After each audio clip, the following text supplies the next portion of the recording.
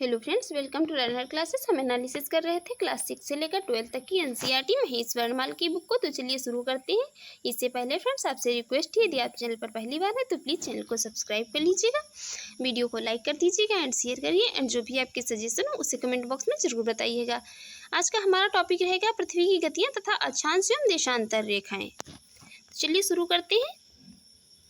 विषुव या इक्विनॉक्स को संपूर्ण विश्व में दिन और रात बराबर होते हैं, ये तिथियां कौन सी हैं? विश्व में जब संपूर्ण दिन और रात बराबर होते हैं, ये तिथियां कौन सी हैं? तिथियां हैं 21 मार्च और 23 सितंबर।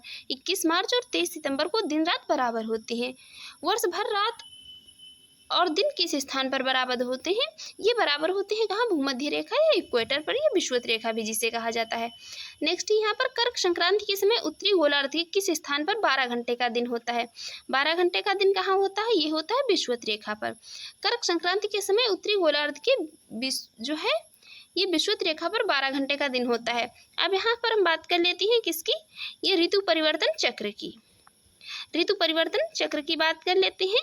यहाँ पर ये है सन, और ये जो हमारी पृथ्वी की ये जो चारों तरफ है, तो ये क्या है? ये हमारी पृथ्वी की कक्षाएं हैं। ये चारों तरफ हमारी पृथ्वी जो है, हमारी पृथ्वी सूर्य के चारों तरफ चक्कर लगा रही है, चारों तरफ घूमती है, और चारों तरफ घूमकर जो है तो ये 4 पोजीशनों को प्राप्त करती है।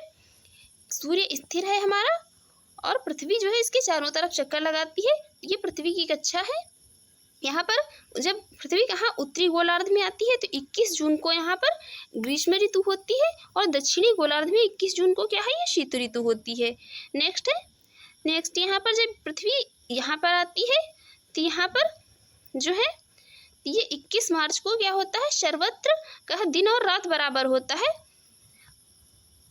उसके बाद यहाँ पर जब ये कर्क रेखा और विषुवत रेखा और मकर रेखा पर आती है तो यहाँ पर क्या? ये शरद विषुव होता है, और 21 मार्च को यहाँ पर सर्वत्र दिन और रात बराबर होती है। उसके बाद जब यहाँ पर ये दक्षिणी गोलार्ध में क्या होता है? दक्षिणी गोलार्ध में 22 दिसंबर को जो है दक्षिणी गोलार्ध में ग्रीष्म ऋतु होती है, और उत्तरी गोलार्ध में शीत ऋतु होती है।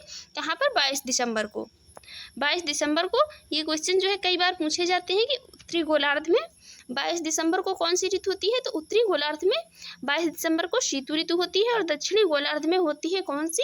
दक्षिणी गोलार्ध में होती है ग्रीष्म ऋतु। और यहाँ पर 23 सितंबर को जो है ये दिन और रात बराबर होती हैं। 30 सितंबर को भी सर्वत्र दिन और रात बराबर होते हैं, और 21 मार्च को भी जो है क्या है? दिन और रात बराबर होते हैं। देखते हैं नेक्स्ट है पृथ्वी का अपने अक्ष पर झुकाव का कोण कितना है? पृथ्वी पर अपने अक्ष का झुकाव का कोण कितना है? यह है कितना? 23.5 डिग्री। 23.5 डिग्री यहाँ पर जो है ये पृथ्वी का अपने अक्ष पर झुकाव है। नेक्स्ट है उत्तरी गोलार्ध में वर्ष का सबसे छोटा दिन किस तिथि को होता है? ये होता है 22 दिसंबर को। उत्तरी गोलार्ध में सबसे बड़ा दिन किस तिथि को होता है? 21 जून को।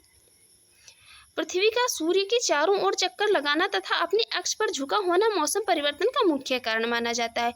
मौसम परिवर्तन का मुख्य कारण माना जाता है पृथ्वी का सूर्य के चारों ओर चक्कर लगाना और अपने अक्ष पर झुका होना। इसी कारण ये जो है ऋतुएं बदलती रहती हैं। सर्दी गर्मी और बसंत ऋतु जो है ये आती रहती है कि पृथ्वी क्या है? सूर्य के चारों ओर चक्कर लगा रही है और अपने अक्ष पर जो झुकी हुई है। नेक्स्ट यहाँ पर दक्षिणी गोलार्ध में सबसे बड़ा दिन कब होता है? ये होता है 22 दिसंबर को। नेक्स्ट यहाँ पर अब उपसौर की बात कर लेते हैं। उपसौर में पृथ्वी जब सूर्य से निकटतम दूरी पर होती है तो इसे उपसौर कहते हैं। पृथ्वी क्या है? पृथ्वी जब सूर्य से निकटतम दूरी पर होती है तो इसे उपसौर कहते हैं। और ऐसी स्थिति कब होती है? ये 3 जनवरी को होती है। उपसौर कब होता है? 3 जनवरी को। पृथ्वी जब सूर्य से निकटतम दूरी पर होती है तो इसे क्या कहा जाता है? उपसौर। और ऐसी स्थिति उत्पन्न होती है कब? ऐसी स्थिति उत्पन्न होती है 3 जनवरी को। अब अपसौर की बात कर लेते हैं। अपसौर पृथ्वी जब सूर्य से अधिकतम दूरी पर होती है तो इसे अपसौर कहा जाता है। ऐसी स्थिति होती है 4 जुलाई को। पृथ्वी जब सूर्य से अधिकतम दूरी पर होती है तो ऐसी स्थिति कहलाती है अपसौर, और 4 जुलाई को होती है। पृथ्वी जब सूर्य से निकटतम दूरी पर होती है ऐसी स्थिति कहलाती है उपसौर, और 3 जनवरी को होती है। नेक्स्ट देखते हैं। नेक्स्ट है यहाँ पर नेक्स्ट है ग्रीष्म अयनायंत प्रतिवर्ष किस तिथि को होता है? ग्रीष्म अयनायंत प्रतिवर्ष होता है कब? 21 जून को। 21 जून को ग्रीष्म अयनायंत होता है। दोपहर में आपकी छाया किस तिथि को सबसे छोटी बनती है? 21 जून को छाया जो है दोपहर के समय आपकी छाया सबसे छोटी बनती है। वार्षिक जो है तापांतर एनुअल रेंज ऑफ टेम्परेचर किस अक्षांश पर न्यूनतम पाया जाता है? न्यूनतम पाया जाता है कहाँ? 0 डिग्री अक्षांश पर या भूमध्य रेखा पर? भूमध्य रेखा पर 0 डिग्री अक्षांश।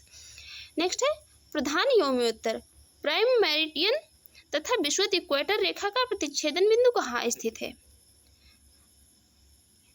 प्राइम मेरिडियन और इक्वेटर रेखा का जो प्रतिच्छेदन बिंदु है ये स्थित है कहाँ? अटलांटिक महासागर में। अटलांटिक महासागर में स्थित है। नेक्स्ट है शून्य अंश अक्षांश लैटिट्यूड तथा शून्य अंश लैटिट्यूड तथा शून्य अंश देशांतर लॉन्गिट्यूड बिंदु का प्रतिच्छेदन अटलांटिक महासागर में स्थित है। सूर्योदय की पहली किरण भारत के किस यामोत्तर किस मेरिडियन पर दिखाई देती है? ये दिखाई देती है कहाँ? 97 डिग्री और 25 अंश पूर्व में। नेक्स्ट है अंतरराष्ट्रीय दिनांक रेखा इंटरनेशनल डेट लाइन किस महासागर से गुजरती है? ये गुजरती है प्रशांत महासागर से। इंटरनेशनल डेट लाइन गुजरती है प्रशांत महासागर से। पृथ्वी की भूमध्य रेखा इक्वेटर लाइन की कुल लंबाई है 4075 किलोमीटर इक्वेटर की लंबाई।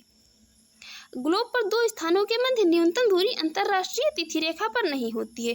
ग्लोब पर दो स्थानों के मध्य न्यूनतम दूरी अंतरराष्ट्रीय तिथि रेखा पर नहीं होती है। नेक्स्ट यहाँ पर बात करते हैं कौन सी देशांतर रेखा प्रधान यमोत्तर के साथ मिलकर ग्लोब पर किस बृहत वृत्त का निर्माण करती है? तो 180 देशांतर 180 डिग्री देशांतर जो है ये क्या करती है? ये देशांतर रेखा प्रधान यमोत्तर के साथ मिलकर ग्लोब पर बृहत वृत्त का निर्माण करती है। अब यहाँ पर ये महत्वपूर्ण अक्षांश को देख लेते हैं। महत्वपूर्ण अक्षांश में यहाँ पर इसमें ग्लोब में दो प्रकार की यहाँ पर रेखाएं खींची जाती है। एक अक्षांश रेखाएं और जो ये वाली खींची गई है इन्हें कहते हैं क्या? देशांतर रेखाएं। इन्हें कहते हैं देशांतर या लॉन्गिट्यूड लाइंस और इन्हें अक्षांश रेखाओं को कहते हैं क्या?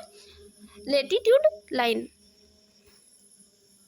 ये क्या है? ये जो है सभी ये काल्पनिक रेखाएं होती हैं और काल्पनिक रेखाएं जो है तो ये अक्षांश क्या होती है? अक्षांश जो है तो ये पश्चिम से पूर्व की ओर खींची गई रेखाएं होती हैं। काल्पनिक रेखाएं पश्चिम से पूर्व की ओर खींची गई जो काल्पनिक रेखाएं होती हैं उन्हीं रेखाओं को क्या कहते हैं? अक्षांश रेखाएं कहते हैं।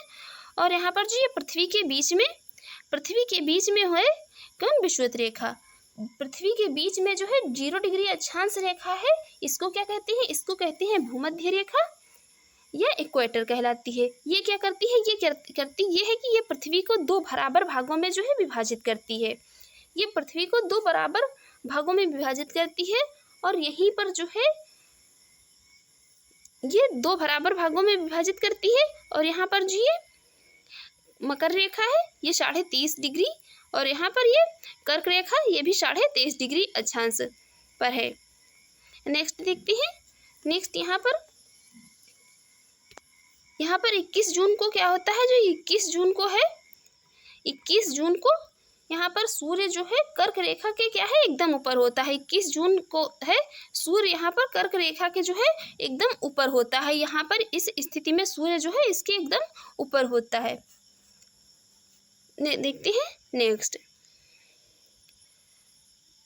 यहाँ पर है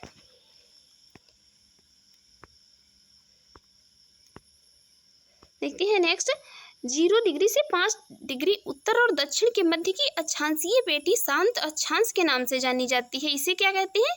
शांत अक्षांश के नाम से जानी जाती है। कितने? 0 डिग्री से जो है कितनी 5 डिग्री उत्तर और दक्षिण के मध्य की अक्षांशीय पेटी को देखते हैं। नेक्स्ट यहाँ विषुवत रेखा पर स्थित देशों की बात कर लेते हैं। इक्वेटर पर स्थित देश कौन कौन से हैं? तो इक्वेटर पर स्थित देश जो है तो विषुवत रेखा पर 3 महाद्वीपों 13 देशों और 3 जल निकायों से होकर गुजरती है। विषुवत रेखा ये जो इक्वेटर है तो ये 3 महाद्वीपों और 13 देशों और 3 जल निकायों से होकर गुजरती है। सबसे पहले यहाँ पर एशिया महाद्वीप की बात कर लेते हैं। इसमें मालदीव, एशिया में मालदीव, इंडोनेशिया, किरिबाती और ओशेनिया जो है ये इसके देश यहाँ स्थित है। अफ्रीका के देशों की बात करें तो उसमें Sao Tomé, Prinsep, Gambia, Congo गणराज्य, लोकतांत्रिक गणराज्य कांगो और युगांडा, सोमालिया और केन्या ये कहाँ स्थित है? विषुवत रेखा पर स्थित है। एशिया के ये जो है देश स्थित है मालदीव, इंडोनेशिया, किरिबाती और ओशेनिया जो है ये एशिया के देश जो है ये विषुवत रेखा पर स्थित है। नेक्स्ट देखते हैं दक्षिण अमेरिका के। दक्षिण अमेरिका के देश हैं तो दक्षिणी अमेरिका के इक्वाडोर, कोलंबिया और ब्राज़ील जो है ये विषुवत रेखा पर स्थित हैं। और यहाँ पर वाटर बॉडीज़ की बात करें तो इसमें अटलांटिक महासागर, प्रशांत महासागर और हिंद महासागर हैं, तो ये विषुवत रेखा पर स्थित हैं। नेक्स्ट यहाँ पर बात करते हैं प्रधान मध्याह्न रेखा की प्राइम मेरिडियन पर स्थित देशों की, जिसमें क्या है प्राइम मेरिडियन पर स्थित देश कौन कौन से हैं, वो है कौन, 3 महाद्वीप हैं, 8 देश हैं और 6 क्या है जल निकायों से होकर गुजरती है प्रधान मध्याह्न रेखा, जिसमें यूरोप में यूनाइटेड किंगडम, फ्रांस और स्पेन देश इसके इस पर स्थित है। अफ्रीका के अल्जीरिया, माली, बुर्किना फासो एवं घाना और टैगो जो है ये स्थित है। अंटार्कटिका की केवल अंटार्कटिका जो है इस पर स्थित है प्रधान मध्याह्न रेखा पर। जल निकायों की बात करें तो जल निकायों में जो है जल निकायों में आर्कटिक महासागर, जल निकायों में कौन, आर्कटिक महासागर, नॉर्वेजियन सागर, ग्रीनलैंड सागर, भूमध्य सागर, अटलांटिक महासागर और दक्षिणी महासागर स्थित है। अब यहाँ पर ट्रॉपिक ऑफ कैंसर या कर्क रेखा पर स्थित देशों की बात कर लेते हैं। इसमें कर्क रेखा पर जो है तो 3 महाद्वीपों, कर्क रेखा 3 महाद्वीपों, 16 देशों और 6 जल निकायों से होकर गुजरती है। सबसे पहले एशिया की बात करते हैं। एशिया में ताइवान, चीन, म्यांमार, बांग्लादेश, भारत, ओमान, संयुक्त अरब अमीरात, सऊदी अरब जो है ये स्थित है कहाँ, कर्क रेखा पर। नेक्स्ट अफ्रीका की बात करें। अफ्रीका में मिस्र, लीबिया, नाइजर, अल्जीरिया, माली, पश्चिमी सहारा और मारितानिया स्थित है कर्क रेखा पर, ये अफ्रीका के देश। अब उत्तरी अमेरिका की बात करते हैं तो उत्तरी अमेरिका के बहामास और मैक्सिको ये कर्क रेखा पर स्थित हैं। जल निकायों में हिंद महासागर, अटलांटिक महासागर, प्रशांत महासागर, ताइवान जल संधि, लाल सागर और मैक्सिको की खाड़ी कर्क रेखा पर स्थित है। अब यहाँ पर मकर रेखा की बात कर लेते हैं। मकर रेखा पर स्थित देशों की, मकर रेखा जो है ये गुजरती है 3 महाद्वीपों, 10 देशों और 3 जल निकायों से होकर गुजरती है। सबसे पहले दक्षिणी अमेरिका की बात कर लेते हैं। दक्षिणी अमेरिका में अर्जेंटीना, ब्राज़ील, चिली और पराग्वे स्थित हैं। अफ्रीका के नामीबिया, बोत्सवाना, दक्षिण अफ्रीका, मोजाम्बिक और मेडागास्कर जो है स्थित है मकर रेखा पर। ऑस्ट्रेलिया जो है केवल मकर रेखा पर स्थित है। अब जल निकायों में जल निकाय जो है वो हिंद महासागर, अटलांटिक महासागर और प्रशांत महासागर जो है तो वो स्थित है मकर रेखा पर। मकर रेखा इन सागरों से होकर गुजरती है 3 से। नेक्स्ट देखते हैं अंतर्राष्ट्रीय तिथि रेखा के सबसे निकट कौन सा जलडमरू मध्य स्थित है। अंतर्राष्ट्रीय तिथि रेखा के सबसे निकट जो है कौन सा स्टेट स्थित है तो वो है बेरिंग जलडमरू मध्य या बेरिंग स्टेट। नेक्स्ट है भूपर्पटी या क्रस्ट में सर्वाधिक मात्रा में पाए जाने वाला रासायनिक तत्व है ऑक्सीजन, कितना है 46.60%। ये 2 स्थानों की स्थिति में 90 डिग्री देशांतर का अंतर है, कितने 90 डिग्री देशांतर का अंतर है, तब उनके मध्य कितने घंटे का अंतर होगा, कितना 6 घंटे का। मिस्र की राजधानी काहिरा का स्थानीय मानक समय ग्रीनविच से 2 घंटा आगे है तो वह किस देशांतर पर स्थित है, वह स्थित है कहाँ पर, पूर्वी देशा 30 डिग्री पूर्वीय देशांतर पर, 30 डिग्री पूर्वीय देशांतर पर स्थित है। अश्व अक्षांश किसे कहा जाता है, अश्व अक्षांश कहा जाता है, मोस्ट इंपॉर्टेंट है, पूछ लिया जाता है। अश्व अक्षांश 30 से लेकर 35 डिग्री अक्षांश को क्या कहते हैं, अश्व अक्षांश। पृथ्वी का आंतरिक भाग क्रोड, निकेल और लोहे से मिलकर बना है। पृथ्वी का आंतरिक भाग जो है तो ये किसी कोर, Ni और Fe से मिलकर बना है। नेक्स्ट यहाँ पर बात करते हैं। नेक्स्ट है जब 82.82 डिग्री पूर्व देशांतर पर मध्याह्न हो तब किस देशांतर रेखा पर सुबह के 6:30 बजे होंगे, 0 डिग्री देशांतर पर। भूमध्य रेखा, कर्क रेखा और मकर रेखा तीनों किस एक महाद्वीप से होकर गुजरती है तो ये अफ्रीका। भूमध्य रेखा, कर्क रेखा और मकर रेखा जो है तीनों अफ्रीका महाद्वीप से होकर गुजरती हैं। पृथ्वी की उत्पत्ति गैसों और धूल के कणों से हुई है या किस विद्वान ने कहा है, ये कहा है किसने, ओशिम्ड ने। ओशिम्ड ने कहा है कि पृथ्वी की उत्पत्ति गैसों धूल के कणों से मिलकर हुई है। पृथ्वी की आयु निर्धारित करने में किस विधि का प्रयोग किया जाता है, प्रयोग किया जाता है किसका, यूरेनियम डेटिंग विधि का, यूरेनियम डेटिंग मेथड्स का उपयोग किया जाता है। नेक्स्ट है जीवाश्मीय साक्ष्यों के आधार पर पृथ्वी पर जीवन की उत्पत्ति कब मानी जाती है, जीवन की उत्पत्ति मानी जाती है 3.5 मिलियन वर्ष पूर्व जीवाश्मीय साक्ष्य के आधारों पर। यदि किसी स्थान पर सुबह के 6 बजे हैं तब उसी समय ग्रीनविच मध्य GMT 3 बजे प्रातः है तो उस स्थान की देशांतर रेखा कितनी है? देशांतर रेखा कितनी है? 45 डिग्री पूर्व होगी। नेक्स्ट है, विश्व को कितने समय कटिबंधों में विभाजित किया गया है? विश्व को कितने समय कटिबंधों में विभाजित किया गया है? 24 समय कटिबंधों में, 24 समय कटिबंधों में विश्व को यहाँ पर डिवाइड किया गया है। ग्लोब पर उत्तरी गोलार्ध में विषुवत वृत्त से कितना 66.66 डिग्री की कोणीय दूरी पर खींचा गया काल्पनिक वृत्त कहलाता है। काल्पनिक वृत्त कहलाता है आर्कटिक वृत्त, ट्रॉपिक ऑफ आर्कटिक कहलाता है। नेक्स्ट है, विषुवत रेखा सहित कुल अक्षांशों की संख्या कितनी है? विषुवत रेखा सहित कुल अक्षांशों की संख्या जो कितनी है? तो यह कितनी? 181। 90 + 1 + 90 जो है विषुवत रेखा सहित, यहाँ पर बात हो रही है विषुवत रेखा सहित कुल अक्षांशों की संख्या। देखते हैं नेक्स्ट है, भूमध्य रेखा इक्वेटर पर 1 डिग्री के अंतराल पर दो देशांतरों के मध्य 111.32 किलोमीटर की दूरी होती है। जो देशांतर होती है तो देशांतर के मध्य जो है तो 1 डिग्री के अंतराल पर दो देशांतरों के मध्य 111.32 किलोमीटर की दूरी होती है। कहीं कहीं पर जो है ये सिर्फ 11 ही लिखा होता है, 0.32 नहीं होता है, तो हमें वहाँ पर जो है 111 ही उत्तर मानना है। नेक्स्ट यहाँ पर बात कर लेते हैं हम चट्टानों एवं ज्वालामुखी की, रॉक्स एंड वॉल्केनोज की। सबसे पहले देखते हैं चट्टानों का वर्गीकरण। चट्टानों को यहाँ पर जो है 3 भागों में डिवाइड किया गया है, आग्नेय चट्टानें, अवसादी चट्टानें और रूपांतरित चट्टानें। चट्टानों को 3 भागों में डिवाइड किया गया है, आग्नेय, अवसादी और रूपांतरित चट्टानें। जीवाश्म रहित चट्टानें कौन सी हैं? जीवाश्म रहित चट्टानें कौन सी हैं? जीवाश्म रहित आग्नेय चट्टानें हैं। आग्नेय चट्टानें जो है वो जीवाश्म रहित होती हैं। काली मिट्टी का निर्माण किन चट्टानों के क्षरण से होता है? काली मिट्टी का निर्माण होता है आग्नेय चट्टानों के क्षरण से। संपूर्ण क्रस्ट के कितने % भाग पर अवसादी चट्टानें पाई जाती हैं? तो लगभग कितने? 75% पर। अब बात कर लेते हैं आग्नेय चट्टानों के रूपांतरण से निर्मित शैलें। आग्नेय चट्टानों के रूपांतरण से जो शैलों का निर्माण होता है उनकी बात कर लेते हैं। उसमें कौन सी? ग्रेनाइट। ग्रेनाइट से होता है किसका? नीश का। बेसाल्ट से निर्मित होती है कौन? एम्फीबोलाइट। और बेसाल्ट से जो है सिस्ट भी निर्मित होती हैं। अब अवसादी चट्टानों के रूपांतरण से निर्मित शैलों की बात कर लेते हैं। यहाँ पर शैल जो है इसमें अवसादी चट्टानों से रूपांतरित जो है शैलें हैं कौन? चूना पत्थर से होती है। चूना पत्थर व डोलोमाइट से संगमरमर या मार्बल, बलुका पत्थर से सैंडस्टोन से कौन? क्वार्टजाइट। जो क्वार्टजाइट का निर्माण होता है। कांग्लोमरेट से किसका? क्वार्टजाइट का। बिटुमेंस कोयला से ग्रेफाइट और हीरा जो है शैल का निर्माण होता है। नेक्स्ट देखते हैं रूपांतरित चट्टानों के पुनः रूपांतरण से निर्मित शैलें।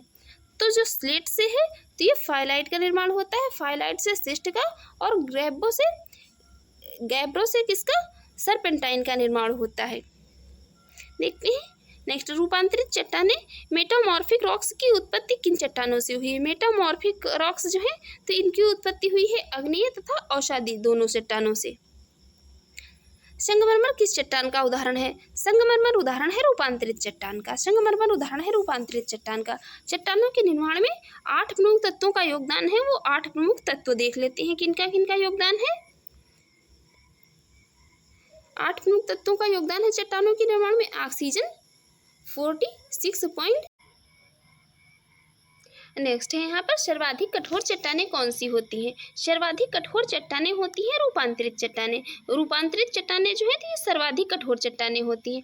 नेक्स्ट है पृथ्वी के अंदर पिघले पदार्थ को क्या कहते हैं? पृथ्वी के अंदर पिघले पदार्थ को कहते हैं मैग्मा। नेक्स्ट है पृथ्वी के आंतरिक भाग में लावा के ठोस होने से निर्मित चट्टान को क्या कहते हैं? इसे क्या कहते हैं? इसे कहते हैं प्लूटोनिक चट्टानें। प्लूटोनिक चट्टानें कहते हैं पृथ्वी के आंतरिक भाग में लावा के ठोस से निर्मित चट्टानों को। ओजोस डेल सलाडो ज्वालामुखी किस देश में स्थित है? यह स्थित है अर्जेंटीना एवं चिली में। ज्वालामुखी क्रिया में सबसे अधिक जलवाष्प गैस निकलती है। ज्वालामुखी क्रिया में सबसे अधिक जलवाष्प गैस निकलती है। इसके अतिरिक्त कार्बन डाइऑक्साइड CO2 तथा sulphur dioxide SO2, nitrogen N2 तथा हाइड्रोजन H2 गैसें जो है निकलती हैं किसमें? ज्वालामुखी क्रिया में। नेक्स्ट है यहाँ पर सक्रियता एक्टिविटी के आधार पर ज्वालामुखी के कितने प्रकार हैं? ये 3 प्रकार हैं। तीन प्रकार हैं, सक्रिय एक्टिव ज्वालामुखी, सुषुप्त ज्वालामुखी और कौन मृत ज्वालामुखी। ये तीन ज्वालामुखी के प्रकार हैं। वैसे ज्वालामुखी जो लंबे समय से सक्रिय नहीं हुए हैं किंतु भविष्य में कभी भी सक्रिय हो सकती हैं, उन्हें क्या कहते हैं? उन्हें क्या कहा जाता है? उन्हें कहा जाता है सुषुप्त ज्वालामुखी या डोरमेंट वोल्केनोज। ज्वालामुखी से निकलने वाले पदार्थों की बात कर लेते हैं। ज्वालामुखी से निकलने वाले पदार्थों को तीन भागों में विभक्त किया गया है। इसमें गैस तथा जलवाष्प। जो ज्वालामुखी उद्भेदन के समय सर्वप्रथम गैसीय एवं जलवाष्प बाहर आते हैं, इसमें जलवाष्प की मात्रा कितनी है? सर्वाधिक 60 से 90%। अन्य गैसों में CO2, नाइट्रोजन एवं सल्फर जो है सल्फर डाइऑक्साइड आदि गैसें क्या प्रमुख होती हैं। नेक्स्ट है यहाँ पर विखंडित पदार्थ। इसमें धूल एवं राख से बनी चट्टानी टुकड़े, टफ मटर के दाने के आकार वाले टुकड़े जिन्हें लैपिली कहा जाता है, कुछ इंच से लेकर कई फीट तक के व्यास वाले बड़े बड़े चट्टानी टुकड़े एवं अपेक्षाकृत बड़े आकार के टुकड़े जिन्हें कहते हैं क्या? ब्रेसिया आदि बाहर धरातल पर निकलते हैं। नेक्स्ट है तीसरा, इसमें क्या है? इसमें लावा जो ज्वालामुखी उद्गार के समय भूगर्भ में स्थित तरल पदार्थ को मैग्मा कहती है। जब मैग्मा धरातल पर निस्तृत होते हैं तो उसे लावा कहा जाता है। धरातल पर लावा के ठंडा होने के बाद वह अग्नीय चट्टान कहलाता है। क्या कहलाता है? अग्नीय चट्टान। नेक्स्ट देखते हैं। नेक्स्ट है यहाँ पर अग्नीय एवं औषधि चट्टानों के संगठन कंपोजिशन में अग्नीय एवं औषधि चट्टानों के कंपोजिशन तथा स्वरूप में परिवर्तन से रूपांतरित चट्टानों का निर्माण होता है। अग्नीय एवं औषधि चट्टानों के संगठन तथा स्वरूप में परिवर्तन से क्या होता है? रूपांतरित चट्टानों का निर्माण होता है। नेक्स्ट यहाँ पर देखते हैं। नेक्स्ट है किस प्रकार के लावा में सिलिका की अधिक मात्रा पाई जाती है? सिलिका की अधिक मात्रा पाई जाती है अम्लीय लावा में। अंडमान निकोबार के नारकोंडम द्वीप पर स्थित ज्वालामुखी किस प्रकार का ज्वालामुखी है? यह एक सुषुप्त ज्वालामुखी। माउंट किलिमंजारो किस श्रेणी का ज्वालामुखी है? माउंट किलिमंजारो जो है ये कौन सा ज्वालामुखी है? यह है शांत ज्वालामुखी। माउंट किलिमंजारो शांत ज्वालामुखी है। नेक्स्ट यहाँ पर एक ज्वालामुखी का जो है फिगर दिया हुआ है, इसमें बात कर लेती है। सबसे जो यहाँ पर निचला भाग होता है इसको कहते हैं क्या? बैथोलिक से यहाँ पर ये निर्माण होता है किसका? लैकोलिथ और फैकोलिथ। और यहाँ पर जो ये है तो इसे कहते हैं क्या? ये ज्वालामुखी जो ऊपर निकलता है इसे शिल कहते हैं। और यहाँ पर ये लावा के प्रवाह से क्या है? पठार बन जाता है। और यहाँ पर ये इस पर कुछ आश्रित शंकु भी बन जाते हैं। और यहाँ पर ये जो है सिल और लैपोलिथ इस प्रकार की जो ये यहाँ पर ये इस प्रकार की आकृतियाँ दिखाई देने लगती हैं, इन्हें क्या कहा जाता है? इन्हें कहते हैं डाइक। देखते हैं नेक्स्ट। विश्व का सर्वाधिक सक्रिय ज्वालामुखी कौन सा है? विश्व का सर्वाधिक सक्रिय ज्वालामुखी है वो है किलायू हवाई द्वीप ज्वालामुखी। किलायू हवाई द्वीप ज्वालामुखी विश्व का सर्वाधिक सक्रिय ज्वालामुखी है। हमारे सौरमंडल में अब तक ज्ञात सबसे बड़ा ज्वालामुखी कौन है? ओलम्स मॉन्स जो कि मंगल ग्रह पर स्थित है। ओलम्स मॉन्स जो कि कहाँ स्थित है? मंगल पर स्थित है। हमारे सौरमंडल का अब तक सबसे बड़ा ज्ञात ज्वालामुखी है। नेक्स्ट बात करते हैं। नेक्स्ट है किस ज्वालामुखी को भूमध्य सागर का प्रकाश स्तंभ कहा जाता है? लाइट पिलर ऑफ क्या? जो मेडिटेरियन सी। लाइट पिलर कहा जाता है किसका? मेडिटेरियन सी या भूमध्य सागर का। वो कौन सा है? वो है माउंट स्ट्रम्बोली। ज्वालामुखी पर्वत माउंट सेंट हेलेंस कहाँ स्थित है? ये स्थित है संयुक्त राज्य अमेरिका में। नेक्स्ट है अफ्रीकी महाद्वीप का सर्वोच्च पर्वत शिखर माउंट किलिमंजारो किस देश में स्थित है? स्थित है तंजानिया में। मोना लोआ एक सक्रिय ज्वालामुखी है। यह कहाँ स्थित है? हवाई द्वीप समूह में, संयुक्त राज्य अमेरिका में स्थित है। अंटार्कटिक का एकमात्र सक्रिय ज्वालामुखी कौन सा है? अंटार्कटिक का एकमात्र सक्रिय ज्वालामुखी है कौन? माउंट एल्ब्रस जो कि इरेबस। ईरान के दो प्रमुख मृत ज्वालामुखी कौन कौन से हैं? वो है देवबंद एवं कोह सुल्तान। नेक्स्ट है यूरेशियन प्लेट, अफ्रीका एवं इंडियन प्लेट मध्य महाद्वीपीय पेटी ज्वालामुखी मेखला के अंतर्गत आते हैं। ज्वालामुखी शंकु के ऊपर मिलने वाली कीपाकार गर्दनुमा आकृति को क्या कहते हैं? इन्हें कहते हैं क्या? क्रेटर कहते हैं। संयुक्त राज्य अमेरिका का रेनियर हुड एवं शास्ता किस ज्वालामुखी श्रेणी के उदाहरण है? ये उदाहरण है किसके? मिश्रित ज्वालामुखी शंकु के। देखते हैं नेक्स्ट है यहाँ पर यहाँ पर नेक्स्ट विश्व के सक्रिय ज्वालामुखी की बात कर लेते हैं। विश्व के कौन कौन से सक्रिय ज्वालामुखी हैं, जिसमें कीटोपैक्सी, ये कहाँ है, कोटोपैक्सी है इक्वाडोर में। कोटोपैक्सी इक्वाडोर में है। इसकी ऊंचाई कितनी है, इसकी ऊंचाई है 5897 मीटर। क्लूजियोसाकाया, ये क्लूजियोसाकाया कहाँ है, ये है रूस में। इसकी ऊंचाई कितनी है, इसकी ऊंचाई है 4688 मीटर। देख, और